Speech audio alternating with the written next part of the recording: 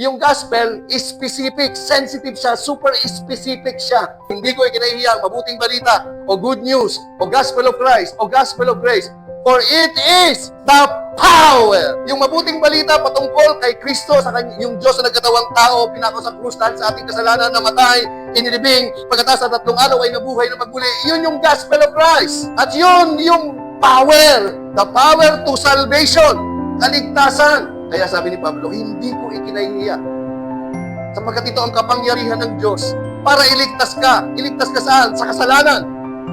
Iligtas ka sa sumpa, iligtas ka sa kahirapan, iligtas ka sa sakit, iligtas ka sa dagat-dagatang apoy ng impyerno. Ito yung kapangyarihan ng Diyos para maligtas ang lahat, everyone. Pag sinabi kong everyone, lahat. Babae, lalaki, anumang sali ng lahi, anumang prerogative mo, ito ang kapangyarihan ng Diyos para maligtas ka sa lahat ng maniniwala. Hindi ho yung mamamanata, hindi magpapakahirap, papasan, hindi mamamahid, hindi wala lahat. Hindi magpapabasa. Kailangan mo lang manampalataya and then you will be saved.